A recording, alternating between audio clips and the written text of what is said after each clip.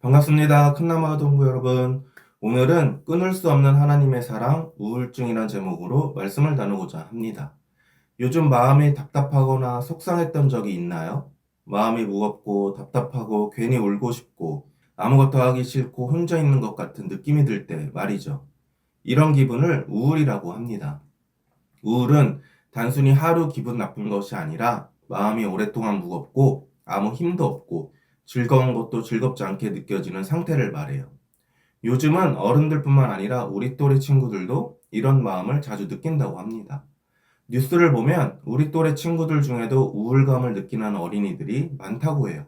지난해 7세에서 18세의 어린이와 청소년 중 약 5만 3천 명이 우울증 치료를 받았고, 특히 그중 7세에서 12세 초등학생 약 5천 명이 병원 치료를 받았다고 해요. 많은 어린이와 청소년이 단순한 기분 문제가 아니라 우울감과 불안 같은 어려움을 점점 더 많이 겪고 있다는 뜻이에요. 왜 그런 걸까요? 이유는 여러 가지입니다. 공부 스트레스와 치열한 경쟁, 가족 문제나 부모님 사이의 갈등, 친구와의 거리감, 또는 SNS나 유튜브를 보며 왜 나만 이럴까 하고 비교하게 되는 마음, 그런 것들 때문이에요. 그런데 이런 마음은 혼자 이겨내기 어렵고 버티기엔 너무 힘들어요. 그럼 어떻게 해야 할까요? 우울한 마음을 가진 그리스도인은 어떻게 살아가야 할까요? 오늘 우리는 성경을 통해 그 해답을 함께 찾아보고자 합니다. 오늘 본문 말씀에 나오는 제자들의 모습이 조금 이상해 보여요. 제자들이 한자리에 모여 있었는데 문을 꼭 잠그고 숨어 있었어요. 왜 그랬을까요? 예수님이 십자가에 달려 돌아가신 후 제자들은 큰 절망에 빠지게 됩니다. 예수님이 더 이상 곁에 계시지 않는다는 사실이 제자들의 마음을 완전히 무너뜨린 거예요. 그뿐 아니라 예수님을 따르던 자신들도 유대인들에게 붙잡혀 해를 입을까봐 두려웠어요. 유대 지도자들이 예수님을 십자가에 못 박았고 그의 제자들도 같은 운명을 겪게 할 수 있다 생각했기 때문이에요. 그래서 제자들은 문을 단단히 잠그고 숨어 있었던 거죠. 그런데 요한복음 20장 19절에서 20절을 보면 놀라운 변화가 일어납니다. 예수님이 다시 살아나셔서 너희에게 평강이 있을지어다 라는 말씀과 함께 손과 옆구리를 보이시며 제자들에게 나타나셨어요. 그 순간 성경은 이렇게 말해요. 제자들이 주를 보고 기뻐하더라. 두려움과 절망 속에 있던 제자들의 마음에 다시 기쁨이 찾아온 거예요. 왜일까요? 바로 예수님을 만났기 때문입니다. 예수님께서 함께 하신다는 것이 제자들에게는 기쁨과 두려움을 극복할 수 있는 힘이 되었던 것이죠. 사실 우리도 제자들처럼 두렵고 힘들 때가 있어요. 예를 들어 가족이 아프거나 가장 친한 친구가 멀어지거나 시험을 망쳐서 걱정이 클 때요. 그럴 때 마음이 너무 슬프고 속상하고 아무것도 하고 싶지 않을 때가 있어요. 내 힘으로 극복해야지라고 하면서 혼자 힘내보려 하지만 쉽지가 않죠. 그리고 그런 상황이 계속되면 우울감을 느끼게 되고 더 나아가 심각한 우울증에 빠지게 되는 거예요. 그럴 때 우리는 어떻게 해야 할까요? 먼저 예수님께서 언제나 우리와 함께 하신다는 사실을 기억해야 합니다. 예수님은 항상 우리의 작은 소리에도 귀 기울이시며 응답하세요. 결코 떠나지 않으시죠. 오늘의 본문 말씀인 로마서 3장 38절에서 39절은 예수님의 사랑을 이렇게 표현해요. 내가 확신하노니 사망이나 생명이나 천사들이나 권세자들이나 현재의 일이나 장래의 일이나 능력이나 높음이나 깊음이나 다른 어떤 피조물이라도 우리를 우리 주 그리스도 예수 안에 있는 하나님의 사랑에서 끊을 수 없으리라. 그거 무엇도 우리를 향한 예수님의 사랑을 끊을 수 없다는 말씀이 너무나도 든든하고 또 감동적이지 않나요? 이 사실을 믿고 예수님을 의지하면 예수님을 다시 만난 제자들에게 기쁨이 찾아왔던 것처럼 우리에게도 어느새 기쁨과 평강이 찾아올 거예요. 우울증과 같은 마음의 병을 이겨내는 방법은 여기서 끝이 아닙니다. 하나님은 우리에게 또 하나의 특별한 방법을 주셨어요. 그것이 무엇인지 궁금하지 않나요? 먼저 영상을 보고 그 방법에 대해 이야기하도록 하겠습니다.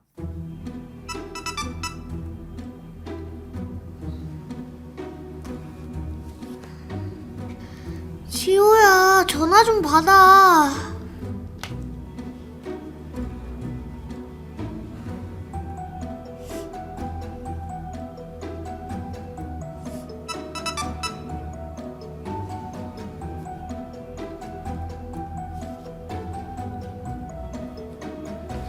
내일 교회는 오는 거지?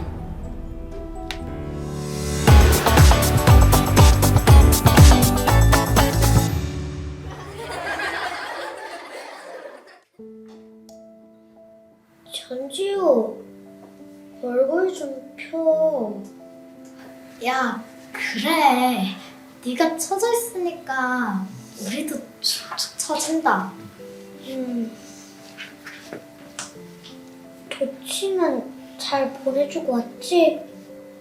도치도 씩씩하게 무지개 다리 건너서 잘 고생로 집에 갔을 거야.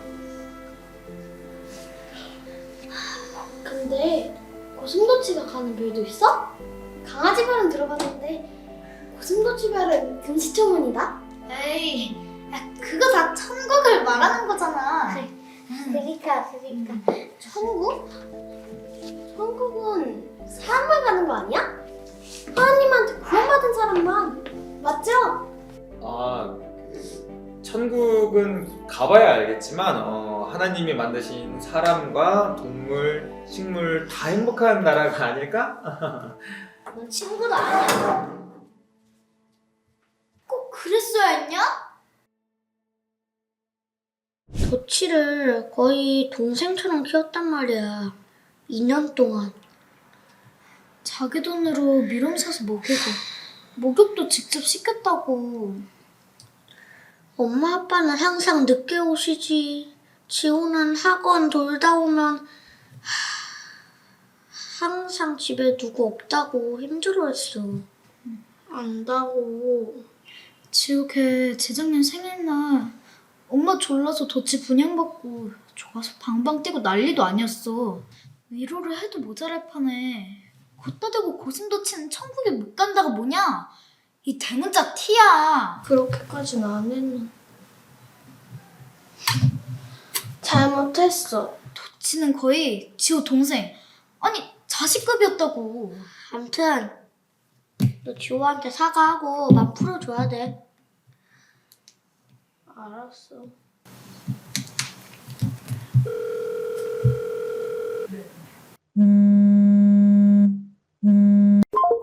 안 봐도 화 많이 났나 봐. 어떡해? 도치야, 잘 지내고 있어? 형네 꿈에 한 번도 안 오고 거기 되게 재밌나 봐. 형아, 또 혼자 됐어. 많이 추워. 여름인데도 많이 추워.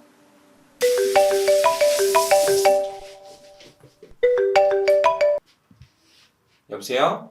여보세요? 선생님, 네, 주어머니. 주어머니 무슨 일이세요?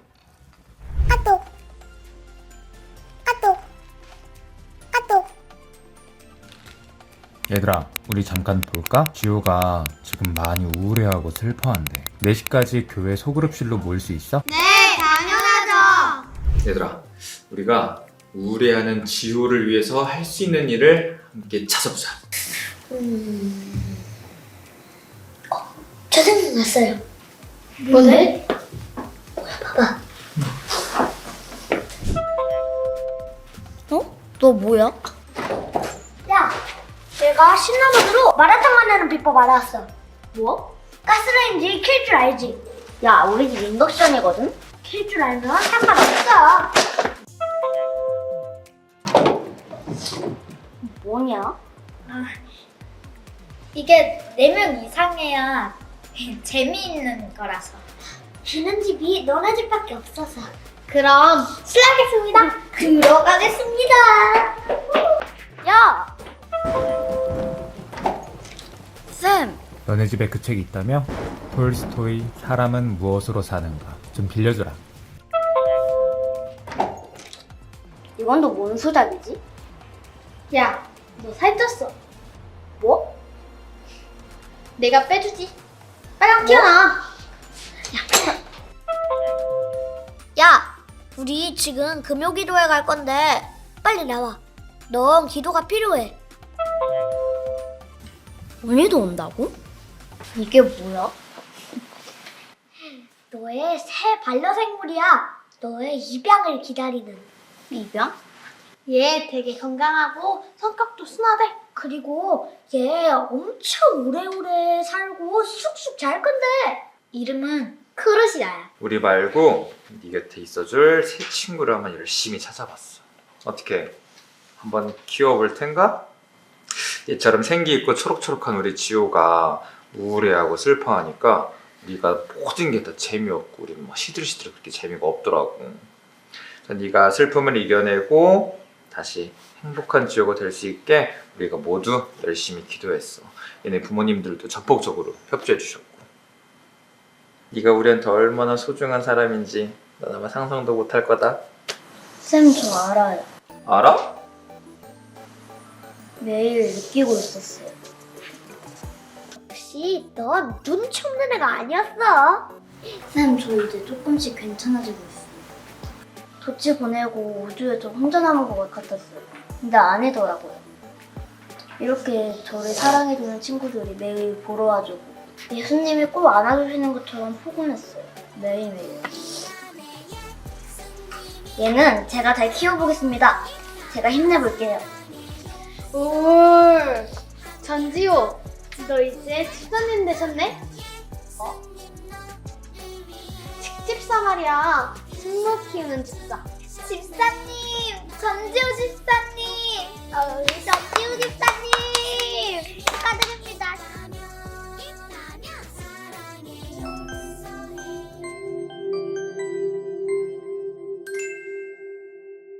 여러분, 영상 잘 보았나요? 이번 이야기의 주인공은 지호였어요. 지호는 도치라는 고슴도치를 정말 사랑하며 키웠어요. 혼자 있는 시간이 많았던 지호에게 도치는 친구 같고 동생 같고 가족 같은 존재였죠. 그런데 어느 날 도치가 세상을 떠나고 말았어요. 지호는 너무나도 슬퍼했죠. 밥도 먹기 싫고 잠도 잘 오지 않았어요. 아무것도 하고 싶지 않아 하루 종일 누워만 있었고 친구들의 전화도 받지 않았습니다. 지호의 마음에는 우울함과 외로움, 슬픔이 가득 차 있었어요. 그런데 그때 지호를 그냥 두지 않은 사람들이 있었죠. 바로 교회 친구들이었어요. 친구들은 단지 힘내 하고 말로만 위로하지 않았습니다. 어떤 친구는 지호가 좋아하는 음식을 들고 찾아왔고 또 어떤 친구는 보드게임을 들고 놀러왔어요. 어떤 친구는 살쪘다고 농담을 하며 함께 운동하자고 했고 선생님은 책을 빌려달라며 찾아오며 또 기도 모임에도 함께 하자고 했어요. 하루 이틀 그렇게 일주일 내내 친구들과 선생님은 지호 곁에 있어 주었습니다. 그리고 마지막 날 진쌤과 친구들은 작은 식물 하나를 선물로 가져왔어요. 그 이름은 바로 크루시아였습니다. 이렇게 지호는 친구들과 함께하는 시간 속에서 그리고 믿음의 공동체 안에서 다시 웃음을 되찾게 되었어요. 그리고 이렇게 고백했죠. 꼭 예수님이 안아주시는 것처럼 포근했어요. 지호의 이 고백을 통해 지호를 감싸 안았던 친구들의 따뜻한 마음이 우리에게도 전해진 것 같았어요. 오늘 말씀을 함께 읽어볼까요? 즐거워하는 자들과 함께 즐거워하고 우는 자들과 함께 울라.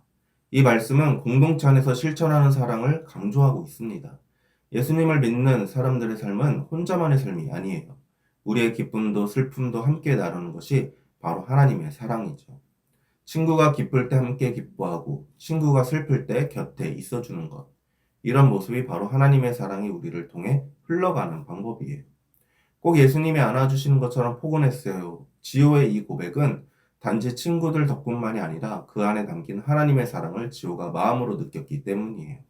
오늘 말씀 속 제자들은 예수님이 돌아가신 후 무서움과 슬픔에 빠져 문을 잠그고 숨어 있었어요. 하지만 부활하신 예수님이 찾아오시자 그들의 마음에는 다시 기쁨이 가득해졌죠. 예수님을 만났기 때문입니다. 우리도 지호처럼 마음이 힘들고 우울할 때가 분명 있습니다. 사랑하는 반려동물을 떠나보내거나 친구와 멀어지거나 가족과의 오해 때문에 마음이 무너질 수도 있어요. 그럴 때 마음의 문을 꽁꽁 닫고 아무도 만나고 싶지 않을 때도 있죠. 그런데 예수님은 우리가 슬퍼할 때, 외로워할 때도 먼저 우리를 찾아오시는 분이십니다. 그 무엇도 우리를 향한 예수님의 사랑을 끊을 수 없을 만큼 우리를 정말 많이 사랑하셔서 우리를 꼭 안아주시고 우리가 다시 웃을 수 있도록 기쁨과 평강을 주세요. 그리고 하나님은 우리에게 또 하나의 선물을 주셨어요. 바로 믿음의 친구들과 선생님, 가족들이 있는 공동체예요. 지호가 친구들과 선생님 덕분에 마음을 회복한 것처럼 우리도 함께 예배드리고 기도하고 사랑을 나누는 이 공동체 안에서 다시 힘을 얻을 수가 있습니다. 여러분, 우리는 혼자가 아니에요. 예수님이 함께 하시고 우리의 곁에는 사랑으로 묶인 믿음의 친구들이 있습니다. 그러니 혹시 지금 마음이 힘든 친구가 있다면 꼭 용기를 내어 말해보세요. 그리고 우리 서로가 언제든지 예수님의 사랑을 믿고 함께 기뻐하고 함께 울어주는 멋진 친구가 되기를 예수님의 이름으로 축복합니다. 기도하겠습니다. 하나님 감사합니다. 우리가 힘들 때 그 마음을 누구보다 잘 아시는 하나님, 하나님께서 먼저 저희에게 찾아오신 것처럼 저희 또한 힘들어하는 친구들에게 먼저 다가가는 신앙인이 되길 원합니다. 혹시 마음 가운데 불안, 염려, 우울과 같은 부정적인 마음이 있는 친구들이 있다면 하나님 그 마음 만져주시고 치료해 주시고 회복시켜 주세요. 그리하여 하나님으로 인한 기쁨이 솟아나게 해주세요. 모든 질병을 고쳐주시는 하나님, 아동과 아이들 마음 가운데 있는 상처 또한 치료해 주시고 이제는 다른 누군가에게 다가가 위로해 주고 일으켜 세워주는 신앙인이 되게 해주세요. 함께 하심에 감사드리며 예수님의 이름으로 기도합니다. 아멘.